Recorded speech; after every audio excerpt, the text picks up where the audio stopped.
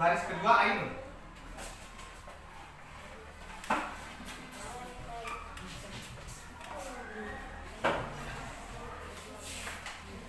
Ketiga boleh Erniati. Keempat Farhan. Iya, dilepas. Lepas. Kelima Javino. Keenam Saskia.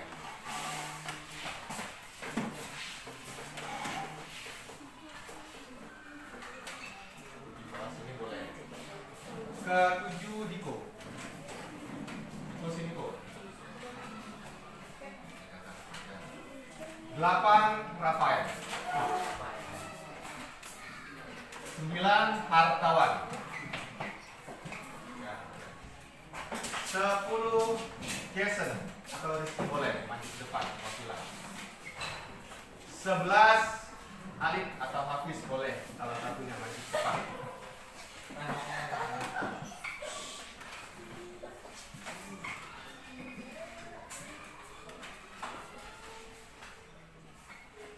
Baik. Sudah 1, 2, 3, 4, 5, 6, 7, 8, 9, 10, 11. Berarti 11 keyakinan kelas yang sudah kalian buat. Bapak bacakan keyakinan kelas yang akan kita sepakati. Yang pertama, menurut Najwa, kita harus saling menghormati dan menghargai antar teman. Berarti ketika kita menghormati, menghargai teman, berarti kita tidak boleh mengganggu teman. Tidak boleh mengambil atau mengusik segala sesuatu apa yang bukan milik kita. Ya. Yang kedua, ini disiplin waktu. Disiplin waktu ini tadi siapa? Ainun. Disiplin waktu berarti ketika kita masuk kelas terlambat, upacara terlambat, apalagi senam terlambat, berarti kita sudah melanggar yaitu keyakinan kelas tentang disiplin waktu. Yang ketiga, bersikap jujur dan tanggung jawab, berarti kita harus jujur. Tidak boleh ketika kita mengambil barang orang lain, berarti kita sudah melanggar yaitu keyakinan kelas tentang kejujuran. Tanggung jawab ini ketika kita tidak mengerjakan PR, tugas, apalagi piket kelas, berarti kita sudah melanggar keyakinan kelas yaitu tentang tanggung jawab. Yang keempat, berani mengemukakan pendapat. Contoh, misalnya kita mengerjakan tugas nih, ada tugas, Bapak berikan jawabannya, kalian kurang puas, kalian tidak berani menyampaikan pendapat, itu kalian sudah melanggar tentang berani dalam menyampaikan pendapat. Harus berani menyampaikan pendapat. Berkomunikasi dengan baik. Kita diberi alat indera yaitu mulut untuk berbicara yang baik. Ketika kita berbicara kotor, kasar, berarti kita sudah melanggar keyakinan kelas yang sudah kita buat hari ini, yaitu tentang berkomunikasi dengan baik. Yang berikutnya nomor 6, menjaga kebersihan kelas. Berarti balik lagi ke piket, tanggung jawab ke piket. Ketika kita tanggung jawab piket, berangkat pagi, membersihkan kelas, ketika kita membuang sampah sembarangan, berarti kita sudah melanggar tentang menjaga kebersihan kelas. Keyakinan kelas yang berikutnya nomor 7 yaitu menyelesaikan masalah secara damai. Ini tadi siapa yang buat? Diko. Menyelesaikan masalah secara damai. Ketika kita tidak sengaja,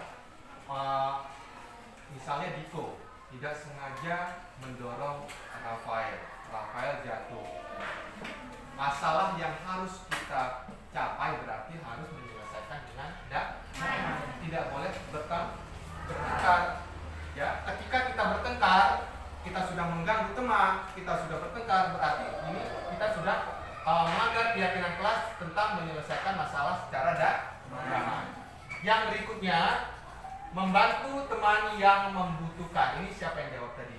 Rafael. Ketika teman kita sakit, ketika teman kita kesulitan, ketika teman kita memang benar-benar tidak keadaannya, orang tuanya tidak ada, ayah ibunya tidak ada, di buku saja tidak bisa, di situ kita boleh membantu teman atau iuran nih. Misal ya, Najwa tidak punya buku tulis. Ketua kelas inisiatif. Ketua kelas harus inisiatif. Najwa bicara sama teman-teman. Najwa tidak punya buku tulis, orang tuanya nggak ada di sini. Dia tinggal sama mbaknya, tidak mampu. Bagaimana kalau kita iuran nih 200 untuk beli buku? Itu salah satu cara dalam membantu teman. Berikutnya, menerima perbedaan. Sudah Bapak jelaskan tadi, ketika kita di sini ada agama yang berbeda, suku yang berbeda, kita tidak boleh membeda-bedakan. Ketika kita membeda-bedakan, berteman hanya dengan agama Islam, berteman dengan hanya suku Jawa saja, berarti kita sudah melanggar keyakinan kelas, yaitu menerima perbedaan. Yang terakhir, ya ini tentang berkolaborasi dengan teman. Apa itu Pak kolaborasi? Kolaborasi adalah berdiskusi, berkelompok. Ketika kalian tidak mau berdiskusi, contoh Bapak berikan kelompok 1, Najwa, Nabila, Erni, dan Naira. Pak, saya nggak mau kata Naira sama Najwa.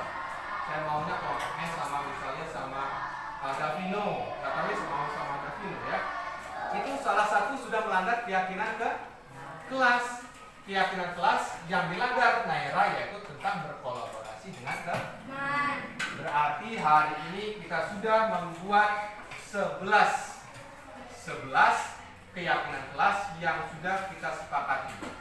Berarti ketika kita melanggar satu saja keyakinan kelas, harus ada konsekuensinya.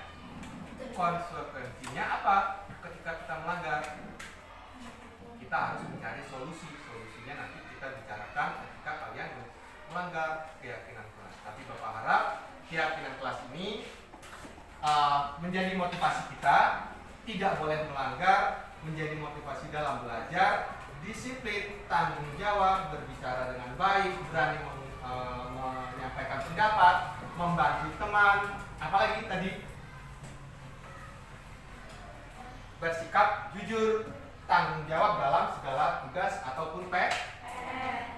Berarti 11 keyakinan kelas sudah kita buat. Nanti itu Bapak ketik, ini akan Bapak tempelkan di kelas. Karena berhubung di sini kelas 5, nanti kita waktu kalian kelas 6, Bapak tempelkan di kelas 6 untuk pedoman. Jadi keyakinan kelas ini menjadi pedoman kita, selalu ingat. Jadi berangkat pagi di rumah, harus berangkat pagi nih, jangan telat. Kalau saya terlambat, berarti saya melanggar keyakinan kelas, yaitu tentang disiplin. Saya harus mengerjakan PR nih di rumah, ada PR, saya kerjakan. Kalau saya melanggar, berarti saya melanggar tentang tanggung jawab. Paham? Kali Bapak Ibu, di sini izinkan saya menyampaikan tentang budaya positif, yaitu menyebarkan pemahaman dan penerapan pengalaman budaya positif. Perkenalkan, nama saya Rizky Darmawan, saya dari UPTD SD Negeri 4 Raja Basa Lama, modul 1.4 CGP Angkatan 10 Lampung Timur, atau tepatnya di Kecamatan Labuan Ratu, Bapak Ibu. Ya, bismillahirrahmanirrahim, kita lanjut.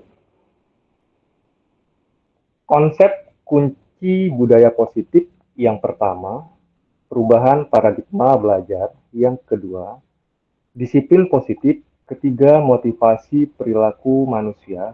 Keempat, kebutuhan dasar manusia. Kelima, posisi kontrol restitusi. Keenam, keyakinan kelas. Dan yang ketujuh, segitiga restitusi. Pada perubahan paradigma belajar, perubahan paradigma pembelajaran terjadi dari paradigma berfokus pada guru menjadi pembelajaran berfokus pada peserta didik. Sistem pembelajaran pendidikan paradigma lama menempatkan siswa sebagai objek pembelajaran, bukan individu yang aktif mengkonstruksi pengetahuan dan menemukan makna belajarnya sendiri. Pembelajaran paradigma baru atau kurikulum merdeka merupakan pembelajaran yang berorientasi pada penguatan kompetensi dan pengembangan karakter yang sesuai dengan dimensi profil pelajar Pancasila. Berikutnya,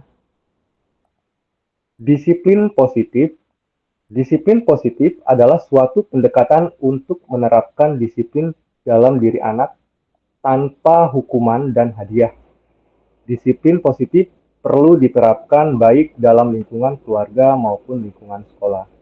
Dengan menerapkan disiplin positif, diharapkan tindak kekerasan dapat dihindari. Penerapan disiplin positif di sekolah dapat berjalan dengan baik apabila terdapat komitmen dan kerjasama dari pihak guru, staf sekolah, orang tua siswa, dan siswa. Hal ini karena komponen tersebut saling berkaitan dalam mendukung perkembangan sikap positif siswa dan keterampilan sosialnya. Yang ketiga yaitu motivasi perilaku manusia. Ada 3 motivasi perilaku manusia. Yang pertama untuk menghindari ketidaknyamanan atau hukuman. Yang kedua untuk mendapatkan imbalan atau penghargaan dari orang lain. Yang ketiga untuk menjadi orang yang mereka inginkan dan menghargai diri sendiri dengan nilai-nilai yang mereka percaya. Jadi di sini sedikit saya jelaskan tentang motivasi intrinsik dan ekstrinsik. Motivasi intrinsik adalah motif-motif menjadi aktif atau berfungsinya sehingga tidak perlu rangsangan dari luar. Karena dari dalam diri individu sudah ada dorongan untuk melakukan sesuatu. Sedangkan motivasi ekstrinsik adalah motif-motif yang aktif dan berfungsinya karena adanya perangsang dari luar. Belajar memerlukan motivasi memerlukan suatu kekuatan yang dapat mendorong seseorang untuk melakukan suatu perbuatan termasuk belajar. Dan yang berikutnya yaitu kebutuhan dasar manusia. Kebutuhan dasar manusia merupakan hal yang harus terlebih dahulu terpenuhi agar manusia dapat bertahan hidup dan melanjutkan hidupnya. Kebutuhan bertahan hidup yang pertama, ini ada 5 Bapak Ibu. Yang pertama kebutuhan dasar manusia ada 5. Yang pertama kebutuhan bertahan hidup. Kebutuhan bertahan hidup adalah kebutuhan yang bersifat fisiologis atau bertahan hidup, misalnya kesehatan, rumah, dan makanan. Kebutuhan biologis sebagai bagian dari proses reproduksi, termasuk kebutuhan untuk tetap bertahan hidup. Komponen psikologis pada kebutuhan ini meliputi kebutuhan akan perasaan aman. Yang kedua, kebutuhan dasar manusia yaitu kasih sayang dan rasa diterima. Itu kebutuhan untuk diterima. Kebutuhan ini dan 3 kebutuhan berikutnya adalah kebutuhan psikologis. Kebutuhan untuk disayangi dan diterima meliputi kebutuhan akan hubungan dan koneksi sosial. Kebutuhan untuk memberi dan menerima kasih sayang dan kebutuhan untuk merasa menjadi bagian dari suatu kelompok. Yang ketiga,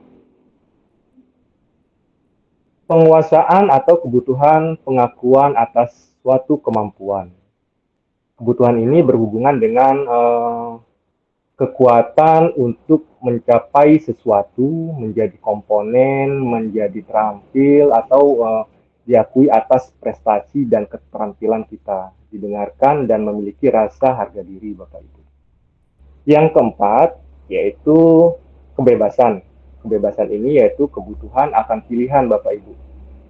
Kebutuhan untuk bebas adalah kebutuhan akan kemandirian, otonomi, memiliki pilihan dan mampu mengendalikan arah hidup seseorang. Dan yang terakhir, yang kelima, yaitu kesenangan atau kebutuhan untuk merasa senang. Kebutuhan akan berkesenangan adalah kebutuhan untuk mencari kesenangan, bermain, tertawa, dan sebagainya. Pada posisi kontrol restitusi, berdasarkan pada teori kontrol Dr. William Glasser, Gosen berkesimpulan bahwa ada 5 posisi kontrol yang diterapkan seorang guru, orang tua, ataupun atasan dalam melakukan kontrol, yaitu yang pertama penghukum, sebagai penghukum, yang kedua pembuat rasa bersalah, yang ketiga sebagai teman, yang keempat sebagai pemantau, dan yang kelima sebagai manajer. Keyakinan kelas adalah persetujuan yang dibuat bersama antara guru dan murid. Selanjutnya akan ditaati bersama, yang bertujuan untuk menciptakan lingkungan belajar yang kondusif. Contoh seperti minggu kemarin yang sudah saya buat, terbentuklah 11 keyakinan kelas yang dibuat oleh murid dan saya sebagai guru, Bapak Ibu. Di sini saya sampaikan ada dua, yaitu yang pertama kemarin menjaga kebersihan kelas. Jika salah satu siswa atau sekelompok siswa membuang sampah sembarangan, itu sudah termasuk dalam melanggar suatu keyakinan kelas yang sudah dibuat, yaitu menjaga kebersihan kelas. Yang kedua yaitu berkomitmen terhadap setiap tugas. Jadi suatu ketika ada siswa yang tidak mengerjakan tugas, PR, ataupun lalai, tidak mengerjakan tugas, siswa tersebut sudah melanggar keyakinan kelas yang dibuat, yaitu berkomitmen terhadap setiap tugas. Itu hanya contoh Bapak Ibu untuk keyakinan kelas yang sudah saya buat. Berikutnya, segitiga restitusi. Segitiga restitusi merupakan proses untuk menciptakan kondisi bagi murid untuk memperbaiki kesalahan mereka, sehingga mereka bisa kembali pada keyakinan kelas dan menumbuhkan budaya positif dalam dirinya masing-masing, Bapak Ibu. Tahapan segitiga restitusi yang pertama, menstabilkan identitas. Yang kedua, validasi tindakan yang salah. Yang ketiga, menanyakan keyakinan. Pada tahapan yang pertama, yaitu menstabilkan identitas, menciptakan kondisi yang membuat murid bersedia menyelesaikan masalah dan berbuat lebih baik lagi dengan berkata, semua orang pasti pernah berbuat salah, termasuk saya. Dan bukan mengatakan, kamu harus lakukan ini. Kalau tidak, maka bla bla bla bla. Jadi guru tidak boleh mengeluarkan kalimat yang kira-kira membuat anak merasa bersalah ataupun terpojokkan. Yang kedua yaitu validasi tindakan yang salah. Menurut teori kontrol semua tindakan manusia, baik atau buruk pasti memiliki maksud atau tujuan tertentu. Ketika kita menolak anak yang berbuat salah, dia akan tetap dalam masalah. Tetapi yang diperlukan adalah kita memahami alasan melakukan hal tersebut sehingga anak merasa dipahami. Dan yang ketiga, tahapan segitiga restitusi, menanyakan keyakinan. Ketika langkah 1 dan langkah 2 sudah kita laksanakan, sukses kita lakukan, maka anak akan siap untuk dihubungkan dengan nilai-nilai yang dia percaya dan berpindah menjadi orang yang kita inginkan atau ia inginkan, Bapak Ibu. Baik Bapak Ibu, kiranya itu yang bisa saya sampaikan Bapak Ibu pada kesempatan hari ini. Belum lengkap menurut saya Bapak Ibu. Masih banyak yang perlu ditambahkan dan belum sedetail Bapak Ibu. Di sini saya mohon masukan ataupun tambahan ataupun bahkan penguatan dari Bapak Ibu semuanya yang luar biasa.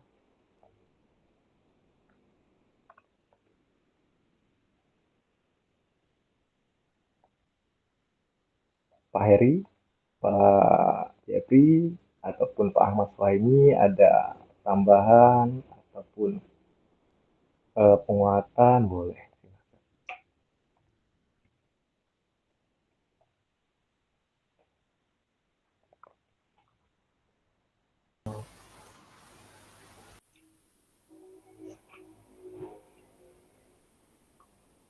Monggo Pak Ahmad Suhaimi.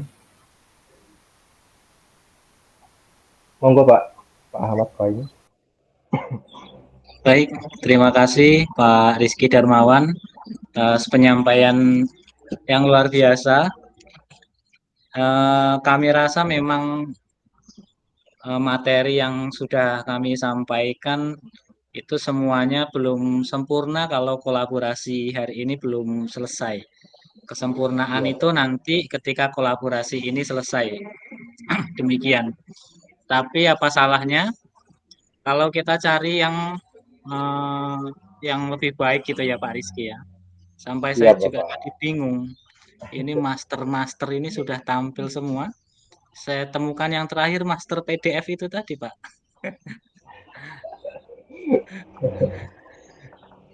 Ini Pak sebenarnya Rizky. Bapak, Iya. sebenarnya yang ingin saya sampaikan sebenarnya beda Pak. Ternyata saya salah paham Pak. Kemarin tuh kan karena saking banyak chat di grup, jadi kurang nyimak apa yang dibahas. Jadi udahlah Bismillah, ngubungi Pak Pasil langsung gitu kan. Nanya Iya. gimana tuh bagaimana besok penyampaian apa saja Pak, topiknya apa. Nah, yang saya tanyakan ke Pak Pasil, bagaimana kalau saya membahas tentang pembelajaran kolaboratif ya Pak, tentang budaya positif. Boleh Iya. Pak, gitu kan?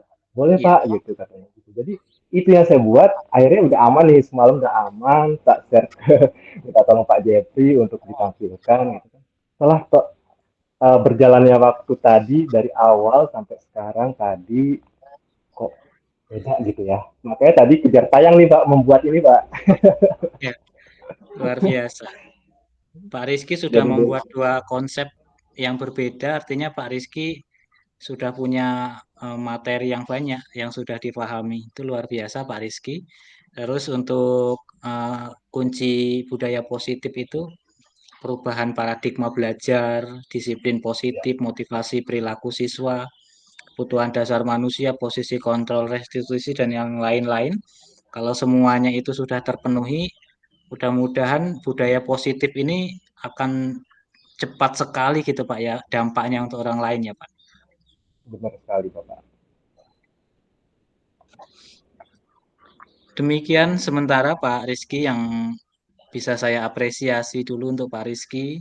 Nanti disambung dengan teman-teman. Kita diskusi di ruang ini dengan riang gembira Pak. Siap Bapak. Terima kasih Bapak Ahmad Suhaimi. Bapak Ibu yang lain silakan boleh menambahkan ataupun mau bertanya boleh sebisanya saya jawab ataupun bahkan nanti dibantu dengan teman-teman yang lain boleh.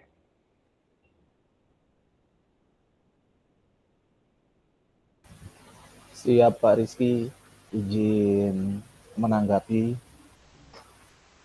Silakan Bapak Jatuh. terkait presentasi terkait presentasi yang sudah sampai sampaikan sudah cukup jelas, sudah cukup lengkap. Pada dasarnya kan tetap kita membahas budaya positif sih Pak. Jadi inti-intinya sudah sampaikan. Mungkin memang belum dijabarkan seluruhnya, tetapi pada dasarnya intinya sudah tersampaikan semua sih Pak Rizky. Nah, cuman kan sekarang yang jadi permasalahan kita bersama ini sebagai calon guru penggerak itu gimana kita bisa menerapkan atau bahkan membiasakan budaya positif ini yang sudah kita bahas ini dapat teraplikasikan di sekolah dengan berbagai macam rintangan dan halangan dan berbagai masalah lain yang muncul gitu kan. Nah, itu gimana caranya, gimana langkahnya. Nah, setidaknya kan kita bisa diskusikan di sini, bisa kita bahas bareng-bareng gitu sih, mungkin kurang lebih seperti itu Pak Rizky, tanggapan dari saya. Terima kasih Pak Jeffrey. Eh, sedikit bercerita Bapak Ibu, mungkin Bapak Ibu juga ada solusi untuk saya ya Bapak Ibu. Jadi kemarin itu sebenarnya di elaborasi kemarin juga sudah pernah saya sampaikan kasus ini, tapi itu tahun yang lalu. Tapi masalahnya sekarang ini tahun ini hampir sama kasusnya. Eh, anak tidak pernah masuk sekolah Bapak Ibu. Jadi berbagai macam cara sudah saya lakukan dengan cara datang ke rumahnya, dengan cara karena anak tersebut juga tinggal dengan neneknya Bapak Ibu cuma hanya berdua dan orang tuanya pisah pergi masing-masing entah kemana sampai saat ini tidak tahu keberadaannya jadi anak tersebut kurang perhatian dan sebisa mungkin sebenarnya saya sampai hampir tiap hari mungkin ya Bapak Ibu datang ke rumahnya ya alhamdulillah rumahnya tidak jauh dari sekolah datang ke rumahnya datang ke rumahnya pagi, ketemu ada terkadang dia masih tidur, ada terkadang dia masih di belakang rumahnya, kadang dia juga masih nonton TV gitu. Dan itu nggak ada niatan sama sekali untuk sekolah. Di situ saya menjelaskan, menasehati, ayolah sekolah gitu kan untuk masa depan, untuk membanggakan setidaknya walaupun orang tua tidak di sini, tidak tahu di mana, setidaknya sudah membanggakan untuk diri sendiri dan nenek yang sudah membesarkan gitu kan. Sebagai segala macam cara saya sampaikan gitu. Awalnya ada perubahan Bapak Ibu, sehari 2 hari masuk, dan setelah itu tidak masuk lagi, saya datangi lagi. Seperti itu terus menerus Bapak Ibu. Dan hari ini sudah 2 hari tidak masuk. Saya datangi kemarin ketika hari terakhir masuk sekolah, ternyata tidak ada di sekolah, tidak tidak pulang ternyata semalaman, tidak pulang ke rumah kata mbahnya. Jadi bingung juga Bapak Ibu menghadapi anak seperti ini. Kalaupun ada solusi dari Bapak Ibu atau mau masukan nih, bagaimana Bapak Ibu untuk menyelesaikan agar anak tersebut bisa tetap sekolah, semangat bersekolah.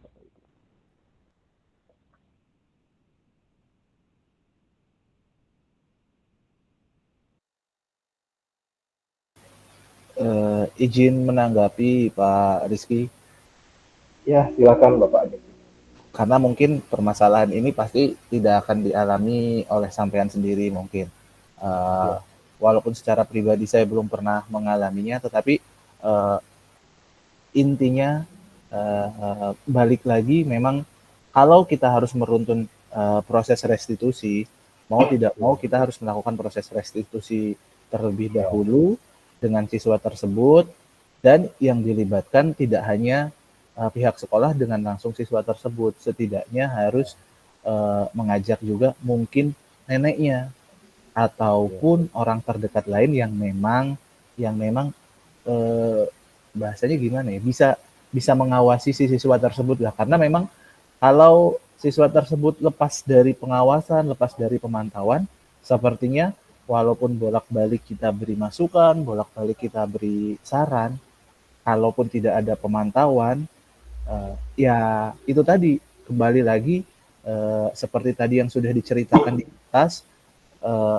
gimana sih seorang siswa yang bersekolah di pondok tiba-tiba mereka libur pulang ke rumah, tetapi di rumah itu kegiatannya malah di luar dugaan, yang memang membuat kedua orang tuanya malah lebih lebih nyaman lagi anaknya berada di pondok lagi gitu. Jadi setelah melakukan restitusi, si siswa tersebut harus ada yang memantau.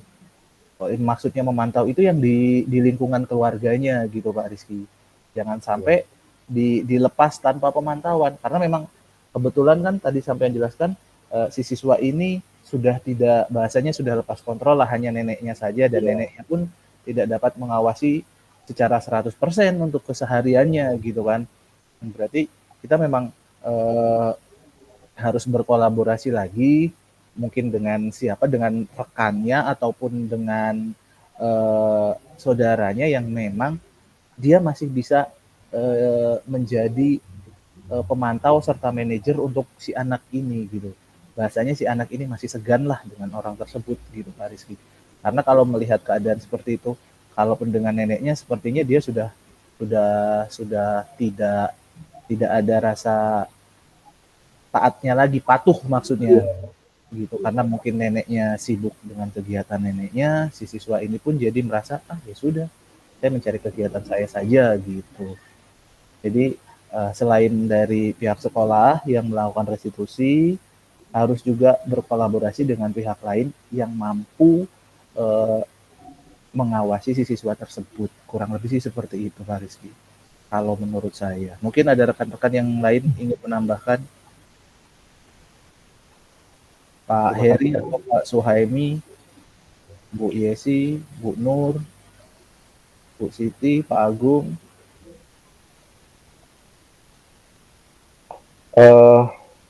Jadi kemarin itu setelah beberapa kali saya datang ke rumahnya, dan memang kesehariannya Bapak, maaf, mungkin dari keluarga dan neneknya kurang berada melihat dari tempat tinggal. Dan dari segi pakaiannya juga sepatu, ikat pinggang nggak ada, tidak pakai ikat pinggang, dasi tidak pakai, topi tidak ada. Jadi kemarin minggu kemarin setelah saya tanya kenapa alasan nggak mau sekolah, dan dia nggak mau jawab gitu. Akhirnya saya inisiatif sendiri, apakah anak ini minder gitu kan, minder dari segi pakaian ataupun mungkin kurang lengkap seragamnya.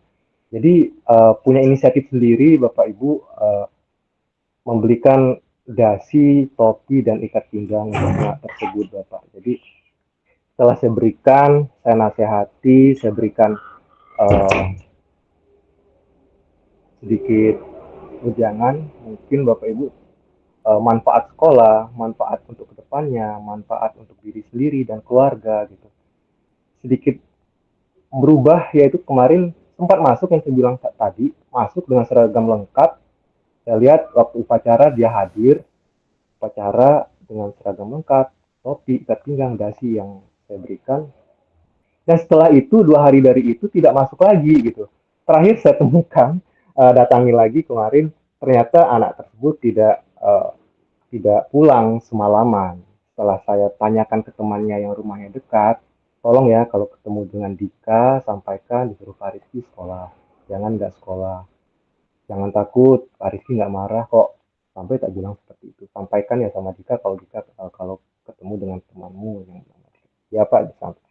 Setelah disampaikan juga ternyata besoknya laporan dari temannya, Pak ternyata Dika nggak sekolah, dia minat di rumah temannya yang sudah uh, sudah nggak sekolah lagi gitu. Nah di situ Pak bingung ya Pak. Jadi setelah saya tanyakan dengan mbahnya, di situ mereka ada si keluarga paman, memang agak jauh rumahnya. Di situ mereka ada keluarga paman, tapi pamannya juga sibuk kerja di salah satu perusahaan di sini di PT Pisang di sini di NTS namanya. Berangkat pagi, berangkat subuh, pulang sore, kadang maghrib.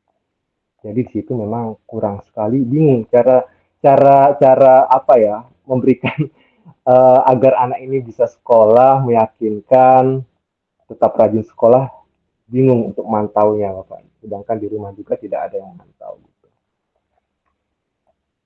Iya, memang sulit berarti ya. Coba mungkin itu Pak Suhaimi ada tanggapan ataupun masukan Pak Rizky.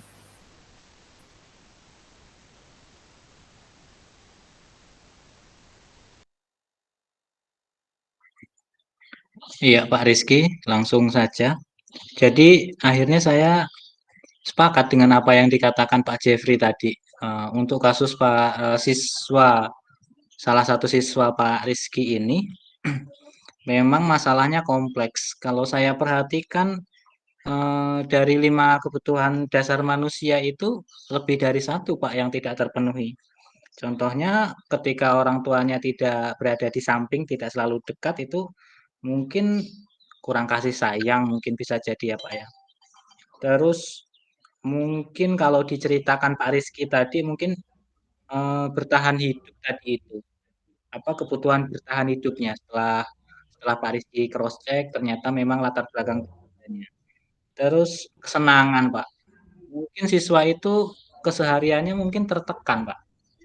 Mungkin seperti itu banyak hal yang akhirnya harus kita apa? Harus kita evaluasi satu persatu dan prosesnya lama. Selama proses itu berjalan, siswa itu motivasi belajarnya berkurang. Artinya Ya, kita memperbaiki poin yang A, poin yang B-nya juga ikut melemah. Artinya iya, tidak benar. tidak berimbang seperti itu. Kalau yang disampaikan Pak Jeffrey tadi, coba kolaborasi dengan keluarga, entah keluarga dekat atau keluarga jauh yang masih ada kaitan dengan siswa tersebut. Kita kan poinnya yang penting anak ini bertahan sekolah gitu kan, Pak. Kita Iya tidak Pak. kita tidak lagi berbicara tentang prestasi kalau sudah tahap ini mungkin. Betul, Iya Pak. Anak benar. sudah bisa bertahan sekolah, terus dia mau, ya sudahlah kita coba ini motivasi dari eksternal lah mungkin yang sudah Pak Rizky sampaikan tadi, tapi memang hanya Iya, bertahan beberapa hari, setelah itu 2 hari ini tidak sekolah lagi. Apapun itu bentuknya, kalau sifatnya mempertahankan siswa itu untuk tetap sekolah, mau eksternal, mau internal, ya boleh-boleh saja dikuatkan. Ya, Tetapi kalau kita lihat indikasinya, 5 kebutuhan manusia tadi ada lebih dari satu yang tidak didapat oleh anak itu, Pak. iya. Selebihnya saya sepakat dengan Pak Jeffrey tadi, ada restitusi yang harus dilakukan. Cuman tinggal berimbang atau tidaknya tadi itu selama prosesnya. Demikian Pak Rizky. Ya, terima kasih Pak Sony. Yang menjadi keterbatasan saya pribadi juga sebagai guru untuk menghubungi keluarga sih Bapak. Mungkin untuk kolaborasi untuk dengan saudara dekat mungkin bisa ya Bapak datang ke rumah pamannya mungkin ya ketika Bapak pamannya tidak bekerja. Cuma ketika di luar sekolah ataupun misalnya ada PR, ada tugas, biasanya anak-anak tuh saya pantau dari grup ada paguyuban kelas Bapak. Jadi ketika anak mengerjakan tugas ataupun apapun itu membuat video apapun itu biasanya lewat WA. Dan Dika ini sama sekali tidak bisa dihubungi Bapak. Makanya kalaupun misalnya dia tidak sekolah pagi bingung menghubungi. Oh ya otomatis ya udah terpaksa ya udah ke rumahnya gitu kan. Jalan ke rumahnya bertanya kenapa di kantor sekolah, Dika kemana? Ya Bapak Ibu kalau ada yang lain masukannya, tanggapannya.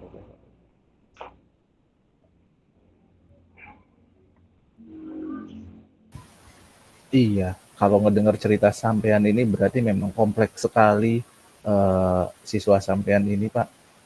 Eh, Kalaupun memang pihak keluarganya ya sama-sama bahasanya sih apa sih tadi yang terkait apa kehidupan itu berarti ya memang Dika ini kalaupun memang sulit ya mau nggak mau kita harus carikan lingkungan baru. Tapi kalau kita Ya, carikan lingkungan baru berarti kan harus ada orang yang memang mau merawat Dika di luar ya, dia itu mau saudara atau tidak. Karena memang kalau seperti ini terus kan mungkin pengaruh lingkungan juga sangat kuat sih Pak Rizky. Jadi di sisi baiknya, di sisi positifnya saat sampean datang ke rumahnya ngobrol langsung dengan Dika, Dika semangat.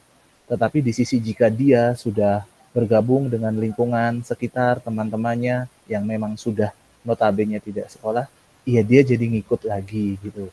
Dan itu tidak tanpa tanpa ada yang mengawasi gitu kan. Karena memang mungkin keluarganya itu tadi sibuk dengan apa ya mencari tujuan hidupnya masing-masing itu tadi. Jadi faktor lingkungannya ini sangat sangat kuat selain dari terkait pemenuhan kebutuhan hidup gitu Pak Rizky sih yang saya lihat sekarang ini. iya Pak. Terima kasih Pak Jeffrey. Oke, sama-sama Pak Rizky.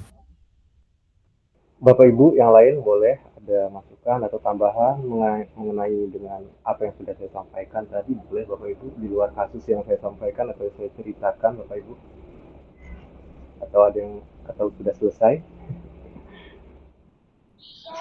Kami rasa cukup, Pak. Baik, terima kasih Bapak Ibu atas hmm, masukannya, tanggapannya ataupun beberapa solusi mungkin tadi yang saya sampaikan tentang kasus yang saya alami saat ini. Memang sulit sekali untuk memecahkannya dan memang perlu kesabaran. Bahkan saya sendiri menekankan ke anak tersebut, ayo, ayo sekolah. Yang penting kamu sekolah. Yang penting kamu sekolah. Jadi intinya sudah berbagai macam cara yang bingungnya keterbatasan untuk menghubungi keluarganya Bapak Ibu. Itu saja sih sebenarnya Bapak Ibu. Baik Bapak Ibu, terima kasih atas masukannya dan tanggapannya. Saya akhiri. Wassalamualaikum warahmatullahi wabarakatuh. Waalaikumsalam Salam. warahmatullahi Wabarakatuh. wabarakatuh. Saya selesaikan dulu rekamannya ya.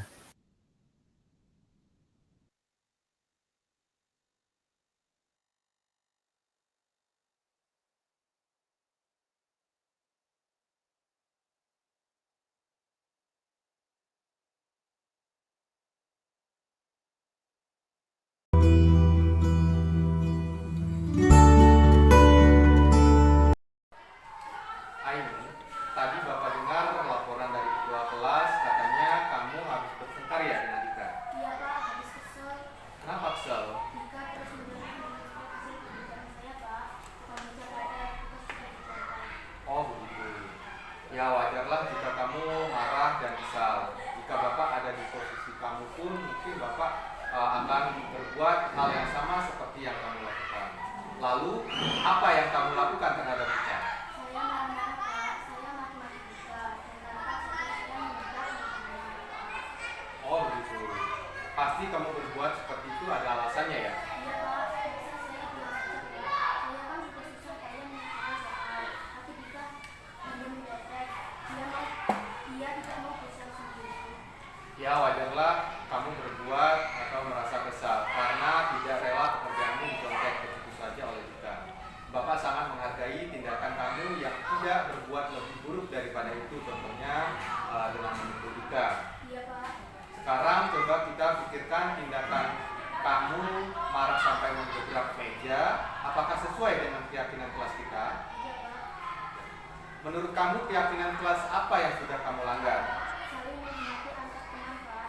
Ya, betul. Menurut kamu, saling menghormati antar teman itu penting tidak untuk kamu? Penting Pak. Baik, jika menurut kamu penting, jadi keyakinan apa yang harus kamu lakukan pada saat kamu sedang marah? Harus lebih sabar Pak. Ya. Kamu bersedia memperbaiki masalah ini? Bersedia Pak. Baik. Apa yang akan kamu lakukan untuk memperbaiki masalah ini, Ayu? Saya harus lebih bersabar dan menangani amarah saya. Dan jika ada teman yang mencontek, saya akan melaporkan kepada pelajaran atau wali kelas Pak. Ya, tepat sekali tindakan kamu, Ayu. Tetap semangat, sekarang kamu kembali ke kelas ya. Baik Pak, terima kasih. Assalamualaikum warahmatullahi wabarakatuh. Nama saya Ainun dari kelas 5B. Saya senang sekali diajak diskusi dengan Bapak Rizky Darmawan untuk dapat mengendalikan diri dari amarah. Karena perilaku teman sekelas saya harus banyak belajar, bersabar dan menghormati teman-teman.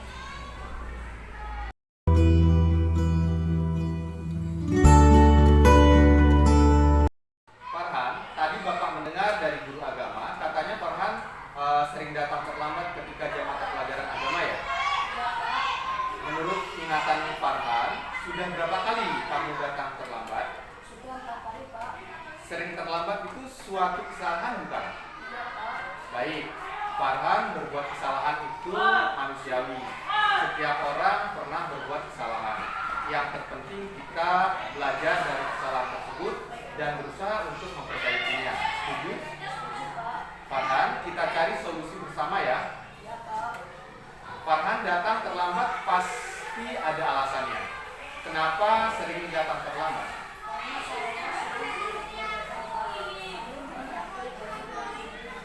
Kamu tahu keyakinan kelas yang sudah kita sepakati? Tahu Pak. Kalau terlambat datang ke sekolah sesuai dengan keyakinan kelas kita tidak? Tidak Pak. Menurut kamu keyakinan kelas apa yang sudah kamu langgar? Disiplin Pak. Disiplin. Menurut kamu disiplin itu penting tidak untuk kamu? Ini Pak, saya datang tepat waktu dan bisa menghargai waktu. Betul, menghargai waktu itu penting dan bermanfaat untuk kita, seperti kita dapat menghargai orang lain yang ada di sekitar kita. Pekerjaan jadi tidak menumpuk dan kita juga bisa melatih rasa kepedulian. Iya Pak, saya menyesal. Saya sudah sering datang terlambat. Saya mohon maaf Pak. Ya Farhan, sikap yang sangat baik sudah kamu lakukan, yaitu dengan meminta maaf. Menurut kamu, apa yang akan kamu lakukan agar kamu tidak terlambat lagi datang ke sekolah? Saya akan lebih cepat dan tidak berdagang lagi sambil menunggu agar tidak terlambat masuk sekolah. Baik, Farhan, kamu sudah menemukan solusinya dan Bapak akan bekerja sama dengan orang tuamu agar kamu tidak datang terlambat lagi. Sekarang kembali ke kelas ya. Makasih Pak.